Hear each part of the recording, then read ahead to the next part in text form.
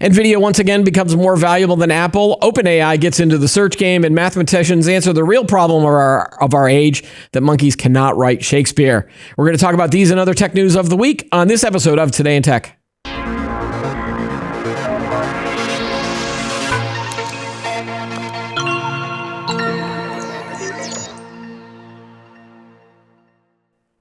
Hi, everybody. Welcome to Today in Tech. I am Keith Shaw. Joining me on the show today is Jack Gold. He is the principal analyst at J. Gold Associates and a frequent guest and co-host on the show. Hello again, Jack. Great to be here, Keith. I can't wait to start talking about monkeys and Shakespeare at the end of the show, but we do have other news. You are the semiconductor chip expert on this show. So I wanted to start with this story, which was that NVIDIA has passed Apple again as the world's most valuable company. Last week, they passed Apple in market cap, becoming for the second time the most valuable publicly traded company in the world. NVIDIA rose nearly 3% to close with a market cap of $3.43 trillion, ahead of Apple at $3.4 trillion. NVIDIA shares have almost tripled in 2024 as investors show continued confidence in the company's ability to maintain a rapid growth rate from its GPUs and a leadership position in the artificial intelligence market. Apple shares are up at about 17% this year, although many analysts say the recent release of Apple Intelligence features for iPhones could drive increased sales and put the company in a leadership position in Edge AI, which relies less on GPU-based servers. So it feels like we have this back and forth race between those two companies. Is that a good thing in your opinion? Is it game over for anybody else that might be competing with NVIDIA at this point? Like, what are some of your thoughts about this news? I mean, it's certainly not game over. I mean, this is good news if you're an NVIDIA stockholder, for sure. Of course it is. Yeah. For Wall Street, yeah. It's not a bad thing. I don't know how many shares I've got in some of these funds I've had, retirement funds, but I hope there are lots of them. But honestly, it's not game over in AI. AI is a very new marketplace. Yep. NVIDIA today, people looking at NVIDIA and saying they can sell every chip they make, which is absolutely true. They're selling their chips for huge bunches of money, boatloads of money, $30K a pop. When you sell 100,000 of them to one AI data center, that's a lot of money. It's $3 billion right there. And there are a lot of data centers going up. That said, I mean, this is like the early days of chips in PCs, in data centers, in consumer and phones. Game is not over. There are a lot of new players coming on board. Too many. They're not all going to make it, but there's certainly some players out there. Cerebras has an interesting play in the space. They're doing a wafer scale AI chip. I wouldn't sell Intel short either. They're certainly not going to capture NVIDIA, but they have an interesting chip that in a segment of the market should do well. AMD, of course, is going great guns as well. Not as big as NVIDIA, but they're catching up. So certainly not game over. It'll be interesting to see how the market reacts to this. But basically, the market, it's the exuberance of the marketplace is just really big with AI, as it is with any new technology. Remember the old web days? Yeah. Remember when AOL bought Time Warner because everyone thought AOL was going to own the world? I mean, this stuff goes on. Yeah, so that leads me to the question of, is new companies coming into this space where they become the most valuable company? For many years it was, it was always Microsoft, Apple, Google for a while, I think, was one of the world's most valuable companies. So is it good to see almost like a changing of the guard, and you're seeing companies like NVIDIA dominate that space? I would argue that it's probably a good thing, because you don't want to have the same company over and over and over again be the most valuable. You'd like to see innovative new companies kind of, rising and being successful. But is there anything that could go wrong for NVIDIA? Like maybe now that the spotlight could be on them for the top company, their most valuable company, or is it just that we're just marking a milestone? No, I mean, it's the most valuable company. That's fine. That's great. Does it last? Yeah. That's the real question. If we look out 3 years, are they still there?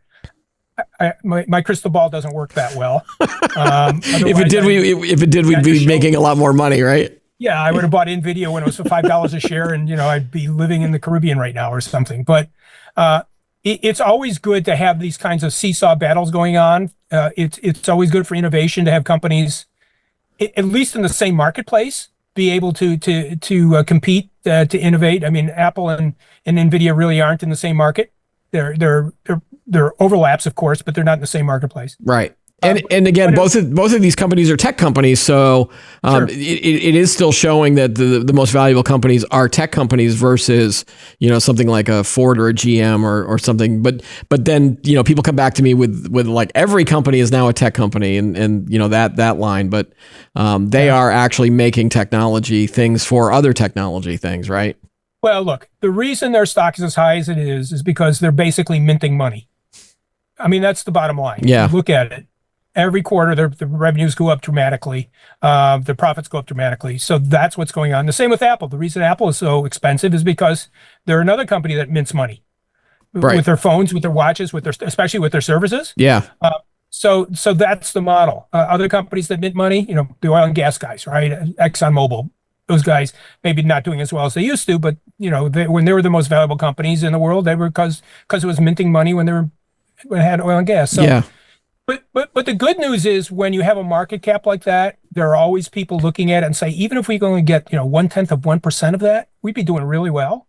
So it opens up the market for other competitors. And do you see anything on the horizon that indicates that there might be any questions or concerns going forward? I think we had you on the show a couple last time we were talking about potential supply chain issues again as more and more demand for these AI chips and GPUs and might outpace the supply problems or outplay, Yeah.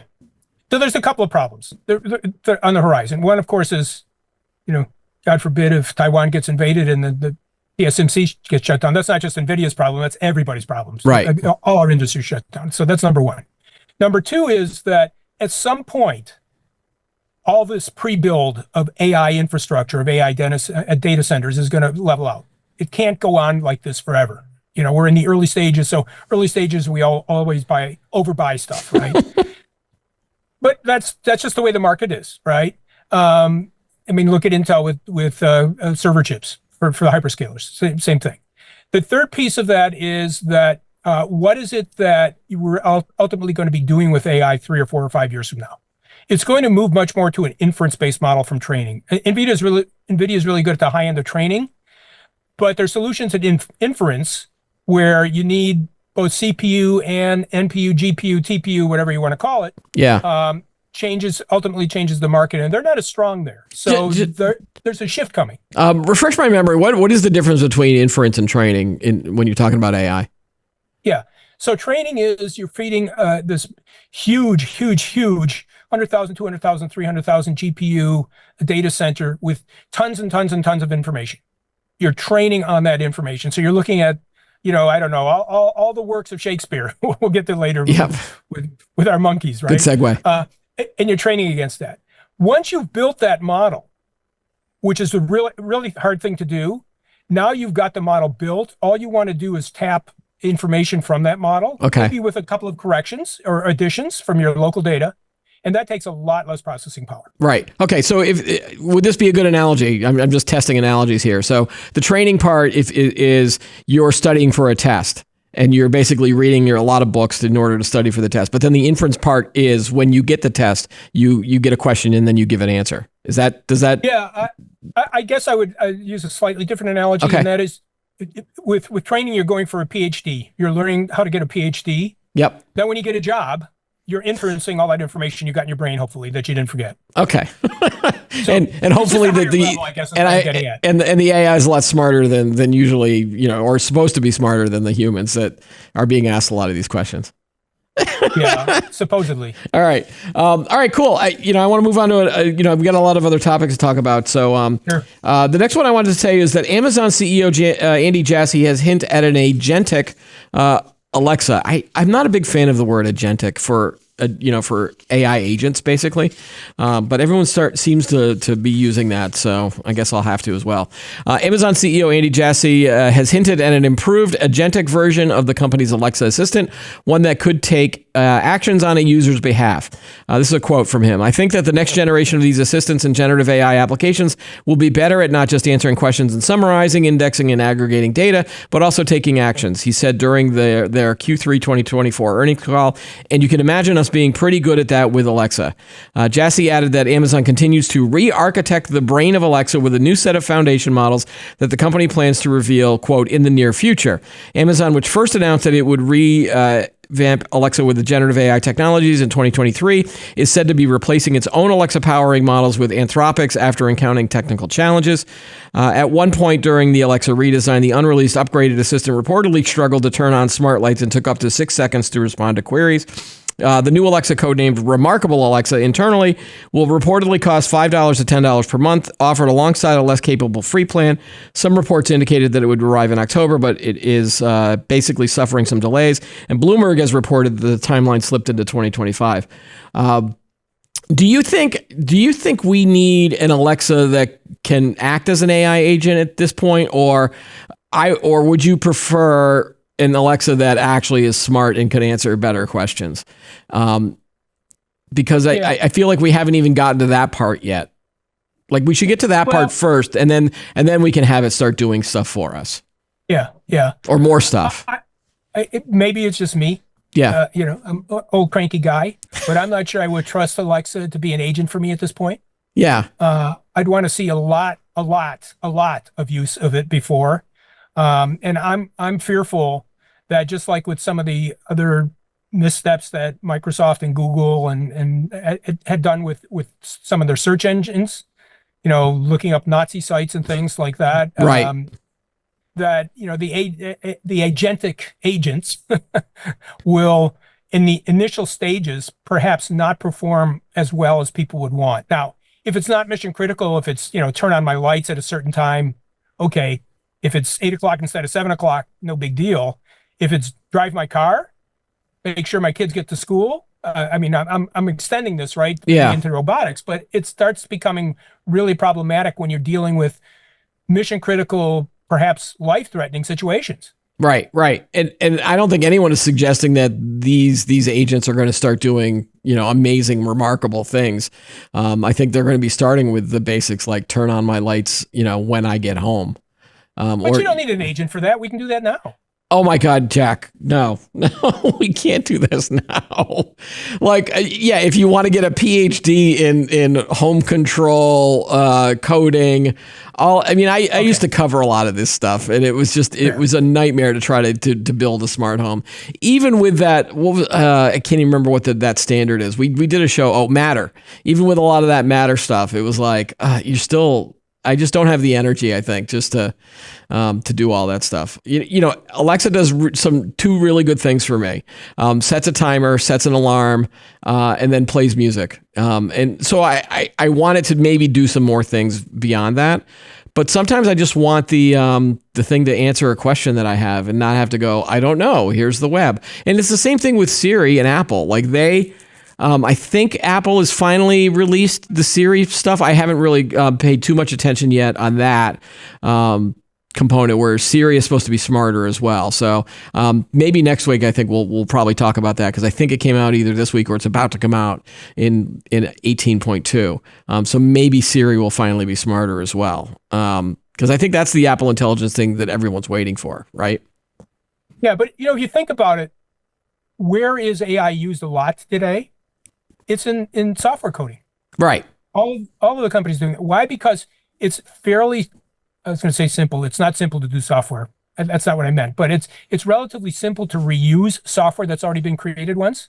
So if you've got a module that does something, turns on your light, you can reuse that 100,000 times in different situations. So it's really good at that. And if that's what you want agentics to do for you, then sure. That'll be relatively straightforward and easy for them to do.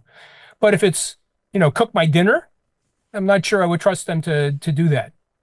Yeah, it'll be interesting to see how the industry promotes and markets AI agents.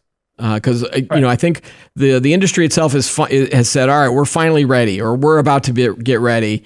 But I have not yet, and I've seen a couple of people. We did an episode with our IDC analyst here, Ritu, on what agentic AI means and what it means for the future.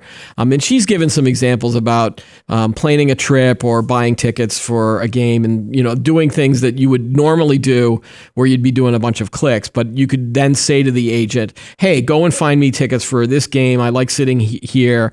And then just go and find it for this game and then pay for it.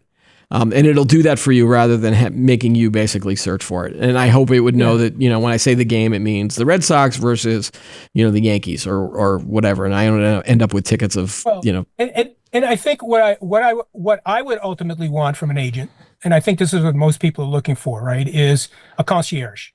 You know something about me. You know my preferences. I don't know. I like to eat fish and not steak, or I like to go out at 7:00 and not at 10:00 at night, because I'm not that young anymore. That kind of stuff, and then be able to just go to it and say, okay, what shall I do tonight? Right. And have it come back with options for me. Here's what you like to do. Here's what's going on. Here are the local concerts, here are the art exhibits, whatever it happens to be. And then for me to just say, okay, great, book it. And doesn't that require these agents to learn so much about you? Yes. And are you willing to give up that data about yourself to, now obviously the AI agent would be one thing, but the company that built the AI agent, like, do you want Amazon or Apple or anybody to have that data so that, it's like, well, Jack, I know you love this restaurant because you've gone here the last, 10 weeks. Heath, they already do. I know. That data? What? I know. They already know it. See, I like having these discussions with other guest co-hosts because they just tell me, like, we've already got that information, so let's make it useful. But I'm still bugged when I get advertisements on my Instagram feed for something that I was discussing with either my producer or just another coworker, and I'm like, that it just feels intrusive rather than helpful. And Sure. and maybe I just as an old guy, I just need to get over that. Maybe, like, just accept it. We don't have a choice. No, we always have humans have choices, Jack. All right. One other thing that bugs me about the smart Alexa or remarkable Alexa or whatever they're going to call it is that I don't like the idea that I would have to pay for this, or I want to have the option of having it free for a while and then let me make the decision if I want to pay for it. Like, is that so out of whack? No. And there's a lot of, you can go ad supported. Everything will be free, which people get really annoyed about. Right. As you just said, right? You can get a freebie at a reduced functionality. Right. Or you can get a premium. And I'm really surprised that, like, with Amazon and its Prime membership, like, why wouldn't you just give this, free for Prime members, because you're already paying them X amount of dollars a year for this? Yeah, but they're already backing off on that, right? I video, and I want to watch a movie, and I have to go through 12 commercials before I can watch the movie. That's true. I never signed up for that. Yeah, it's all a scam. Yeah. But I can never delete my Amazon Prime membership because my family loves it for the free shipping at Christmas time. Like, and they know that. They've got me by the everythings. Yeah. All right, I want you by the family. Yeah, I want to stick to the Amazon stuff. This is another segue. So there's another Amazon story I wanted to talk this week. CEO Andy Jassy has denied that their 5-day office mandate is a backdoor layoff. He denied speculation that the company's 5-day in-office mandate was made to further reduce headcount or appease city officials. Quote, a number of people I've seen theorize that the reason we were doing this is a backdoor layoff, or we made some sort of deal with the city or cities, and that's why we were having people come back and be together more often. Jassy said this at an all-hands meeting last week, according to remarks obtained by CNBC. I can tell you that both of these are not true. Amazon announced a new mandate in September. The company's previous return to work stance required corporate workers to be in the office at least 3 times a week. Employees have until January 2nd to adhere to the new policy. So we're getting closer and closer to this new reality. And so there has been some backlash from Amazon employees who say they're just as productive working from home or in a hybrid work environment as they are in the office. Others have said that the mandate is in line with Jassy's continued cost-cutting efforts, suggesting that it means a means of forced attrition. Amazon has laid off more than 27,000 employees since the beginning of 2022. So it's basically, again, back and forth between the employees and the company. And I think there was a roughly 500 staffers who worked for AWS penned a letter to the head of the cloud boss, basically criticizing remarks that had said, well, if you don't like it, you can leave, type of a answer. And so again, I hate talking about this on over and over again with this return to work and hybrid versus remote versus everything. And again, it all depends on the company. But between this and a couple of other stories I wanted to bring up too, it feels like why are we giving a lot of employees the right to complain and moan about some of this stuff? Well, so here's the thing, right? If you are an employee in high demand, you're a specialist in security. I'll just pick one. It could be anything, right? Right. Then you've got a lot more leverage than a relatively low-level code jockey, right? Because they can replace you tomorrow. So it really depends on what level in the organization you are and how much leverage you have. I mean, this is the whole issue around unions, right? Right. Production workers have almost no leverage if they can replace you. So they build a union so they can't replace you, right? There's strength in numbers. So I think that's what we're seeing here. It's Jassy saying, look, a lot of you guys out there, well, they're doing it for a few reasons, right? One, we want you in place because we want to make sure that job's getting done. And there is some benefit to having face-to-face stuff as opposed to everybody being on Zoom. The second piece of it is, though, that people often overlook is that Amazon has long-term contracts for buildings. They're paying rent on. That was my secret reason. Used. That was my secret reason. The one that they wouldn't say out loud was always, we're paying all this money and we don't like the fact that it's empty all the time. Yeah.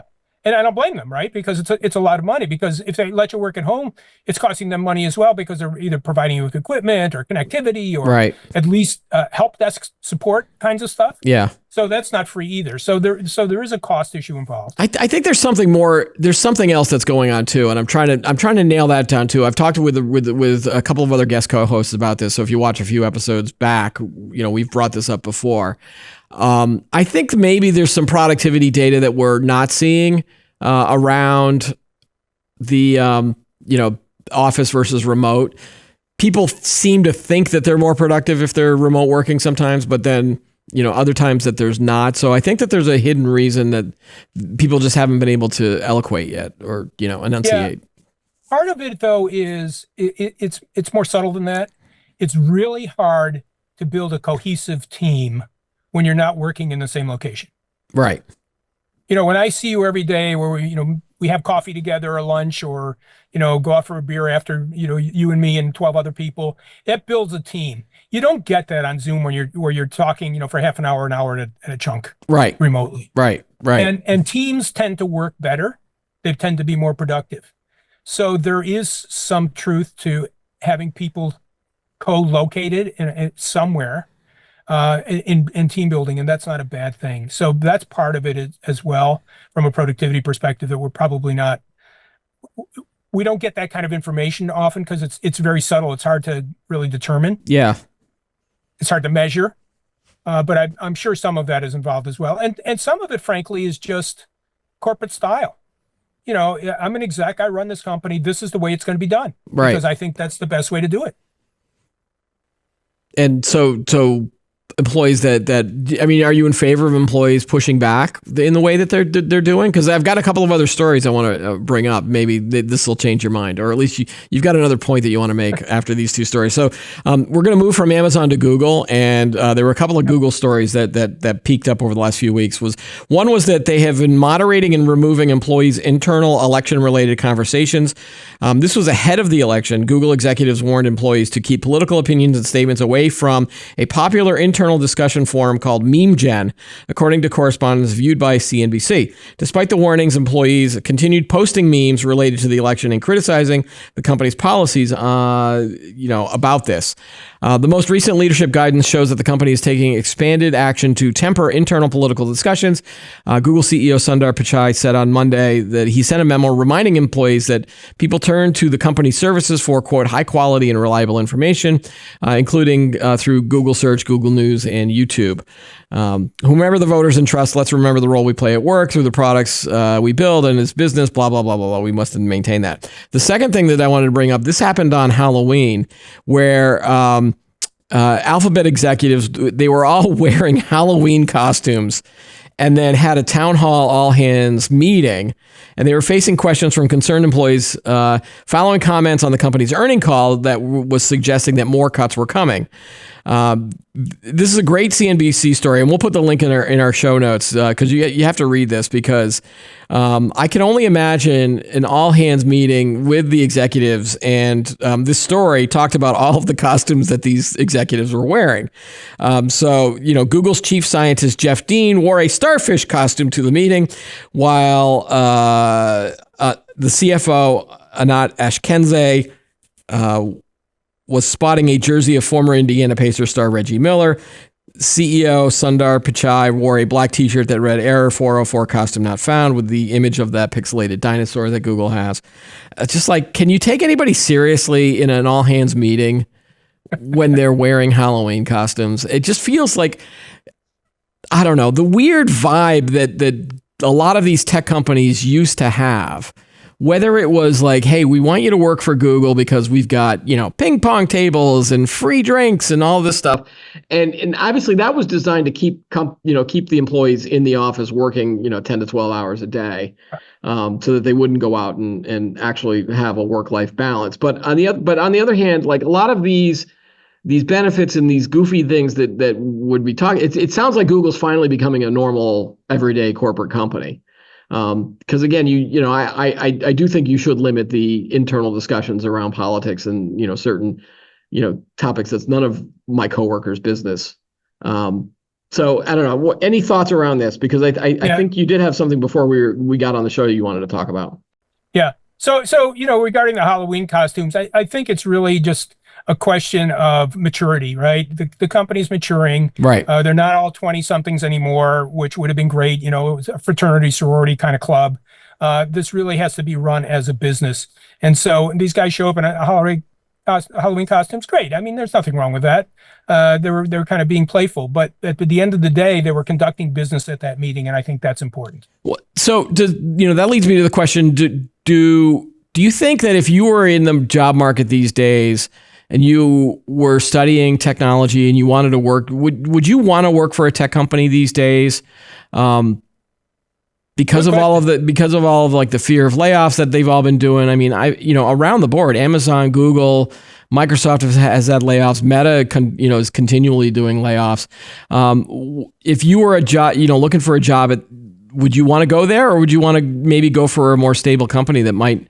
Or are there any stable companies left where you don't have that fear? I don't think there are any stable companies left. Whether it's tech or banking or any place else. I mean, any industry that continues to grow continues to hire. Any industry that's stable. I mean, would you go out and want to get a manufacturing job in automotive today? Our parents would have done that in a heartbeat because there were benefits. It was a stable job. They got paid really well. Right. Today, you're lucky if you even have a job, right? So it's a very difficult situation. The problem that tech has right now is we're changing. We're changing from the kind of the Google, Microsoft startup kind of phase into, with AI, things are making things change to be more mature and more difficult to enter.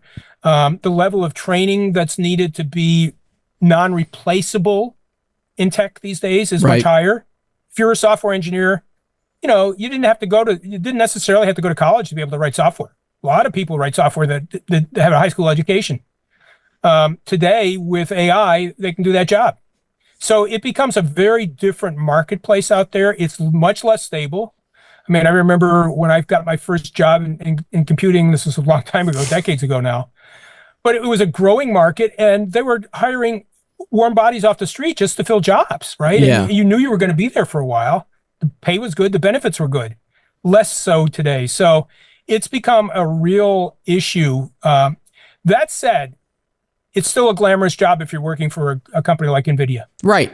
That was going to be my next suggestion, was that I'd go for those valuable tech companies that and probably Apple as well. I think that Sure. they've been spared. I don't think they've done as many. They may have had one layoff in the past few years or at least that we know about. But they don't talk about theirs. Right. So, but they would have to if they're a public company, I think, right? Well, Or only if it goes to a certain level. I don't know what, if it's a few here, a few there, they don't. right. If they're taking a cost impact because of it, they certainly have to. But the other piece of it, by the way, is that a lot of these, in a lot of tech companies, a lot of reason people went to work for them is stock options. Yep. And if you're if you got a stock option, I'm trying to remember the statistic I saw, a third of employees in NVIDIA now are multimillionaires. Right. Well, that's not another so easy to do that anymore. right, and it's also I mean I still think that the startup culture is still out there, where if you can land at a startup and you're willing to put in the time and the energy and you get some stock options, that could help at some point. Yes. But that's also like going to a casino. Sometimes you roll a 7, sometimes you roll snake eyes, right? That's right. Yeah. Just two more stories I want to get to this week. So this was a couple of weeks ago, but OpenAI launched their ChatGPT search. So they're now competing with Google and Microsoft. There's been a lot of stories about OpenAI and Microsoft. Their relationship is getting a little thinner because, Microsoft has Bing and they use OpenAI, but now, are you competing directly with search? Google has had a lot of problems with their search. I mean, you and I had both said on this show that we're not a big fan of Google search anymore. So they did launch their search feature within ChatGPT, positioning the high-powered AI startup to better compete with search engines like Google, Microsoft's Bing, and Perplexity. ChatGPT Search offers up-to-the-minute sports scores, stock quotes, news, weather, and more, powered by real-time web search and partnerships with news and data providers. Began beta testing the search engine in July, but the release now could have implications for Google as a dominant search engine. Since the launch of ChatGPT in November 2022, Alphabet investors have been concerned that OpenAI could take market share from Google and search by giving customers new ways to seek information online. So this news came out, and so I'm a member. I've got ChatGPT Plus, so I have access to the search engine. And my gut instincts when I'm looking for something is I still go to the browser and I still type in stuff. It doesn't go to Google. I actually use a different search engine. I use DuckDuckGo for that, and it's not as good as Google, but usually I know what I want to look for. So then so just earlier today, I decided, I have a search that I want to do. I went to ChatGPT's and did the search, and this was basically, I'm going to the Syracuse BC football game this weekend. Now, obviously, by the time you see this, it would have already happened. But I bought the tickets, and then I was looking for parking information, and it wanted me to buy a parking pass to the off-campus parking lot. But on the page that I was looking at, it didn't indicate whether there was a shuttle bus, what time the parking lot is open, and all this other stuff. So I went to the search GPT part and I said, hey, for this game on November 9th, 2024, what time does the parking lot open? And is there a bus that goes back and forth? And it gave me the answer. And the answer was yes, and here's the time that opens and all this other stuff. It was brilliant. It was time related. I don't think I would have been able to do this in the old ChatGPT. And if I typed in a long sentence for my request into Google, I would have gotten, again, a list of parking regulation websites for BC, and I would have to click and then still kind of search through it. So I love the fact that I got an answer and didn't have a slew of ads around it as well. Yeah, so there's a few things going on with all those competition. Number one is, this is like hopscotch kind of thing, right? You're ahead today, I'm ahead tomorrow, kind of thing, because Google's no slouch when it comes to AI either with Gemini and a lot of the stuff they're doing. So they're not there yet. The other piece, by the way, is that OpenAI, the ChatGPT guys are going to try and generate revenues in the not too distant future, which is, a direct threat to Microsoft, right? Yeah. So that partnership, it'd be interesting to see how long that partnership actually hangs on. And there's investments involved, so they're tied up for a long time, but it'll be interesting to see where that relationship goes. Right. It's probably not going to be. And again, I am paying for that subscription. So at the moment, I'm paying for the subscription to have this service, and it benefited me without having to have all the ads. But like you said, like you and I discussed earlier, it's like we did the same thing for Amazon, and then Amazon snuck in ads to its video. So I would not be surprised at some point to start seeing some advertising from ChatGPT, or increase of the price so that I can get ad-free stuff. So I'm not naive there, but at the moment, it's great. So yeah. Early days. All right. Now for the story that everyone's been waiting for. Let's talk about the monkeys and Shakespeare. All right. You ready?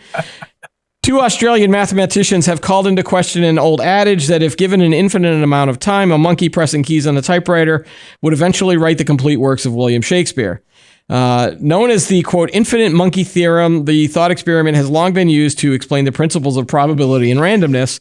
Where's the rest of this story? However, a new peer-reviewed study led by Sydney-based researchers Stephen Woodcock and Jay Folletta has found that the time it would take for a typing monkey to replicate Shakespeare's plays, sonnets, and poems would be longer than the lifespan of our universe. So not just the monkey, but the universe. Which means that while mathematically true, the theorem is, quote, misleading, they say. As well as looking at the abilities of a single monkey, the study also did a series of calculations based on the current global population of chimpanzees, which is roughly 200,000. The results indicated that even if every chimp in the world was enlisted and able to type at a pace of 1 key per second, until the end of the universe, they would not even come close to typing out the bard's works. There would be a 5% chance that a single chimp would successfully type the word bananas in its own lifetime, and the probability of one chimp constructing a random sentence such as "I chimp, therefore I am" comes in at 1 in 10 million billion billion. It is not plausible that even with the improved typing speeds or an increase in chimpanzee populations, that monkey labor will ever be a viable tool for developing non-trivial written works, the study says. Now, all right, there's a lot to unpack here, Jack. First of all, I know that there's some mathematical reasons to do something like this, and there's probably lots of formulas and equations and things like that. But it's like, why would they do this? Like, we already knew that it wasn't going to happen, right? Like, two reasons. All right, one, they have way too much time on their hands. Yeah. And secondly, because we're all talking about it. I know, that's true. They weren't known before, right? They're getting press. Yeah. So why not? By the way, I suspect that within the not too distant future, you're going to see monkey protests outside their offices. That'll be on the news every night for a week. And it's one of those things too, where, monkey, first of all, on a typewriter, when they came up with the adage, that's what everybody typed on. So now you'd have to change that to typing on computers. And then obviously with AI, you could probably get AI to get close to it if they're not already stealing Shakespeare. At least you're training them on the works of Shakespeare. So they could AI could create a Shakespeare sonnet that's similar, not just recreate it. So it's almost like that the whole monkey thing is now moot because we can have AI do it. And of course, AI is now stealing all of the monkeys' jobs. I'm a little upset about that. But it also reminded me of there was a little clip on The Simpsons. I don't know if you remember this, but Mr. Burns was showing Homer parts of his mansion, and he opens a door and he goes, I've got 10,000 monkeys working on Shakespeare or working on something. And he takes a piece of paper and he goes, it was the best of times. It was the blurst of times. And he's like, you stupid monkey. And the monkey gets mad and he runs away. Like that I love that joke. It's just, the monkey got really close, but couldn't do it. Well, that's why they built spell check. But somebody needs to give these guys the movie Planet of the Apes. Right. Yes, if we start making the monkeys all intelligent, like, why do scientists keep doing this? They keep doing these experiments. We're going to get Jurassic Park at some point. We've talked about that on the show. We're going to get the Terminator. Like, they keep, again, making robots more smart. And now we're actually heading towards Planet of the Apes. Oh, my gosh. All right. So have all the problems in the world been solved that we have to solve the monkey Shakespeare issue? Absolutely. All right. Well, look, honestly, though, but we've taught monkeys to talk. It was sign language. Right. So it's not impossible. It's not like they're not intelligent. They're just intelligent differently. Right. So, this is a statistical issue, right? I can put together all kinds of numbers statistically, probability of something happening. It's a 100 billion to 1 or something like that. But, right. what does that really mean? I mean, it's a way to get your name in the press. Yep. So congratulations to those guys for doing that. Right. So. Exactly. All right, Jack, again, thanks again for joining us this week. And we will see you in one more week. We've only got you on a 2-week stint here. So I appreciate it. And it's always good to see you. Good to see you as well. You guys take care. That's all the time we have for today's episode. Be sure to like the video, subscribe to the channel, add any thoughts you have below. Join us every week for new episodes of Today in Tech. I'm Keith Shaw. Thanks for watching.